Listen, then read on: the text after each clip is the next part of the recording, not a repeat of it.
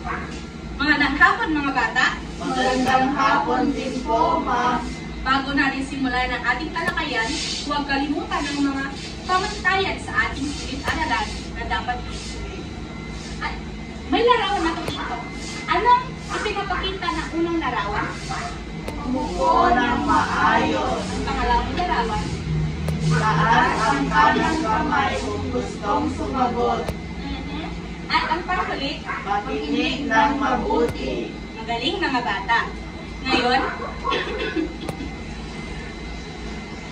anong may papakita ako sa inyong larawan at inyong sagutin?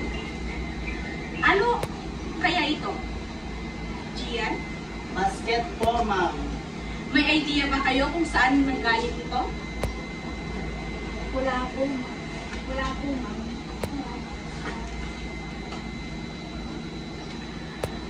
Okay.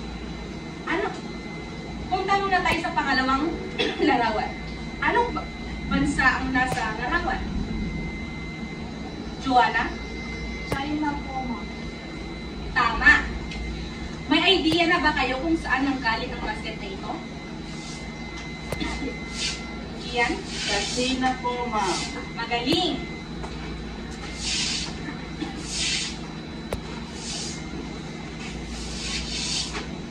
Ngayon mga bata, bago natin umpisahan ang ating pagtatalakay, ay meron akong papakita. Ay may mga katanungan muna ako sa inyo. Sa tingin niyo ba ay mag-isa lang ang mga sinuno natin noong unang panahon? Or may mga kasama ba sila dati dito sa Pilipinas? Yes, Miss. Yan. Ano po ulit yung tanong, ma'am? Meron, sa tingin mo ba, noong unang panahon ay meron lang mga kasama ang mga ninuno natin noon? Or may mga umakot dito sa ating bansa? Meron po, ma'am. Paano mo nasabi? Sa tingin mo ba ay may mga sumakot na dati dito sa ating bansa? Ma?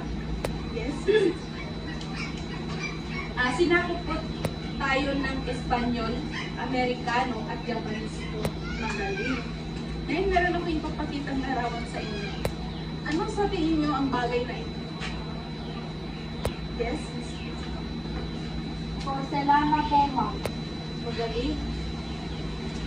Saan sa tingin niyong bansa nanggagaling ang porcelanang ito? Yes, sister. Sa China po, ma'am. Paano niyo nasabi na sa China nanggaling ang porcelana na ito? Yes, sister.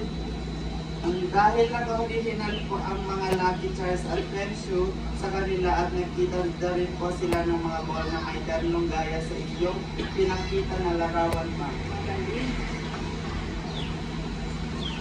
Itong larawan naman na ito, ano sa tingin niyo ang tawag dito?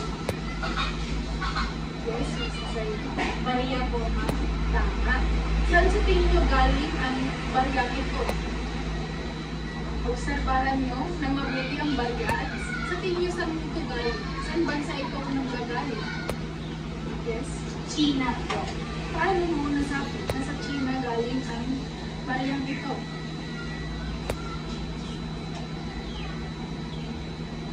Yes, Mr. Lee. Dahil po sa mga nakaukit sa bariyang, ma'am. Magaling. Itong larawan naman. Ano ang nasa larawan? Yes, miss. Tsaa po, ma'am. Sa tingin nyo, saan bansa galing ang tsaa na ito? Yes, Mr. Ian. Sa China po ulit, ma'am, kasi nakikita po namin ito sa mga palabas galing China po. Magaling. Ang tsaa ay, mayroon din tsaa sa ibang bansa gaya ng Japan at iba pang bansa. Pero naka-original ang tsaa sa China. Sa mga tatlong larawan na pinakita ko sa inyo, ano ang inyong napansin?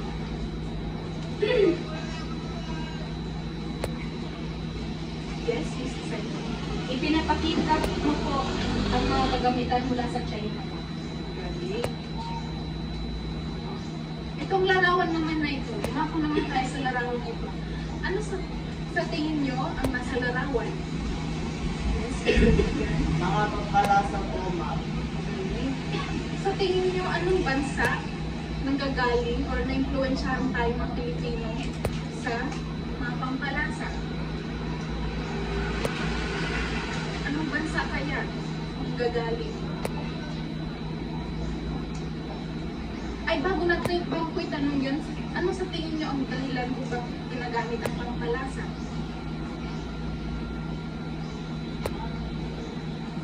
Saan kaya ginagamit ang mga pampalasa? Yes, sister. Ginagamit po sa pagkain para hindi mataban ang lasa ng kanilang mga inin, ma'am. Magaling. May idea na ba kayo kung saan bansa nanggaling ito? Wala po, ma'am. Ibigyan ko kayo ng clue maya-maya. Ito naman, ano sa tingin niyo ang nasa larawan? Yes, sister. Alahas po, ma'am. Sa tingin. Ngayon itong dalawang larawan nito ay na-influensyahan tayo sa isang bansa lamang. At ang clue ko sa inyo ay maraming bansa, ay maraming religion sa bansa at Hindu at Islam. India po, ma'am. Magaling. Dahil sa India, o na-influensyahan tayo mula sa India ng mga pampalasa at mga alahas. Ang tanong ko, bakit kaya may mga bagay na na-influensyahan tayo mula sa ibang bansa? Malalaman natin yan sa ating pagkakalasa.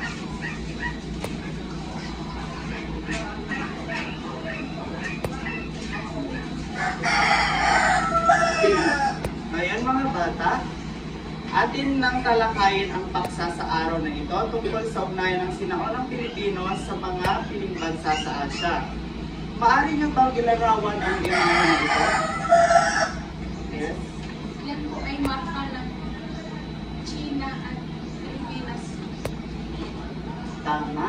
Sila ay tumapo noon dito sa Pilipinas. Ano kaya ang ginamit nila upang makarating dito? Celine? Marco po, sir. Ding.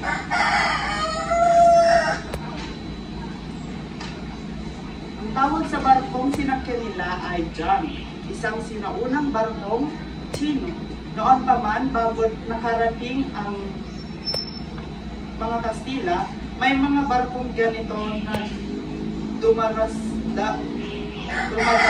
sa ating mga pulo. Ngayon, ano kaya ang dahilan kung bakit sila dumaong dito sa Pilipinas? Desiree?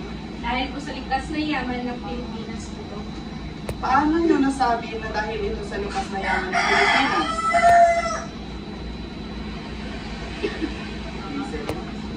Dahil iyon din po ang isa sa mga dahilan ng mga ibang bansa na sumakop noon sa Pilipinas. Mahusay. Ano-ano kayang produkto ng China ang dinala rito noon? Ito ang mga bagay na pinag-uusapan natin kanina lamang. Remy? Mga porselana at toys. Tama.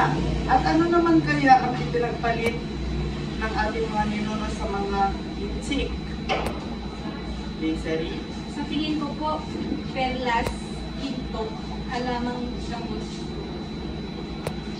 Magaling. Sa pamamagitan ng kalakalan, may palitan ng produkto at idea. Ano kaya ang epekto nito sa ating kultura noon?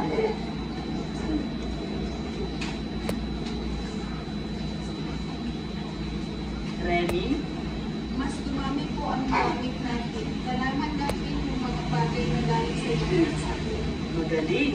Tingnan niyo ang larawan nito. Anong bansa kaya ang mga ito? Joanna? Ito ay ang mapa ng Pilipinas at India po, sir. Magaling. Ano naman sa tingin niyo ang impluensya ng India sa ating mga ninuno? Remy? Mga alahas at pampalasa din. Tama. Maliban sa alahas at mga pampalasa, in-influensya rin nila tayo sa paniniwala. Dahil may mga ninuno tayong naniniwala rin sa maraming Diyos. Kilala ang India ng maraming relihiyon. Ang India ay may malaking influensya sa ating mga ninuno. Tulad na lamang ng panikitan, pananampalataya, wika at maging sa sining at pananamit. Maliban sa India, anong bansa pa kaya ang in-influensya tayo sa mga pampalasa? Ready? Sa tingin ko ay Malaysia o Indonesia o Tama. Na-influensya rin tayo ng mga Indonesia at Malaysia sa mga kasangkapan sa pagluluto o sa Ingles ay tinatawag natin itong spices. Bakit kaya mahalaga ang magpalasa noon? Ready? ginagamit ang pampalasa ng iso upang hindi magagamit ang mga pagkain. Tama. Maliban sa produkto, may mga malay din na nanirahan sa Pilipinas. Maaring kayong magbigay ng mga salita na maaring mula sa kanila. Ito ang tawag ng mga ninuno natin sa kanilang mataas na pinuno noon. Joanna? Dahatong Pasay, saka Sultan at Raja po. Tama. Ngayon, sino ang makapagbibigay ng mga bansang may ugnayan sa Pilipinas noon?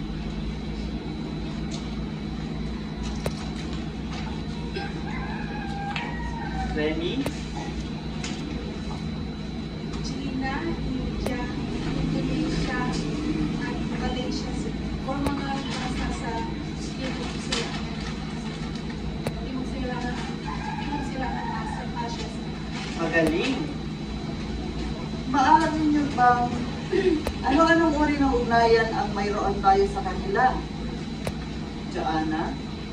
Kalakalan, kultura, paniniwala at wika po sir. Sa inyong palagay, paano nakaka-apekto ang mga ugnayan dito sa kasaysayan ng Pilipinas? Remy? Dagdagan po ang ating kaalaman at yaman sa mga Magaling. Ang ugnayang panlabas ay naging daan para umunlad ang ating lipunan.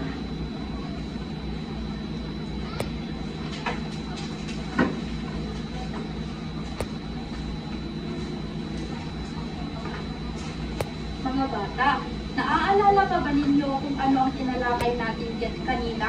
Ano nga ulit ito? Ready?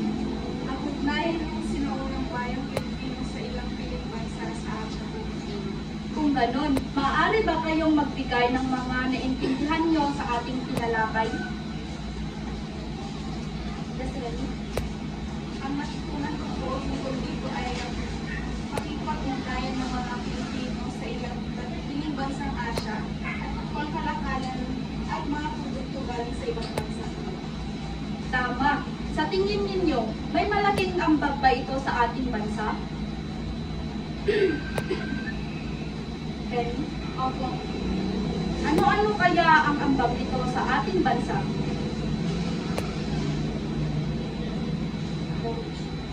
ito ang mga bagay na wala sa ating bansa noon na nanggagaling sa ibang bansa gaya ng porselana, mga lakas at mga pagkain o palasa.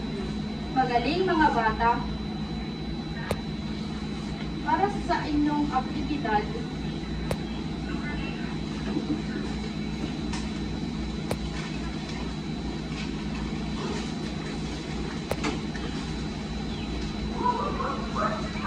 may larawan ng produkto at bawat estudyante. Kukuha sila ng trade card para malaman ang pinagbulan nito. Pakipagpalitan sa kaklase, gumawa ng script at i-record ang palitan sa classroom. Naintindihan niyo ba mga bata? Opo, ma'am. Kung gayon, simulan ninyo na ang inyong aktibidad. Tapos niyo na ba mga bata? Opo, ma'am. Tumako naman tayo sa inyong susunod na aktibidad.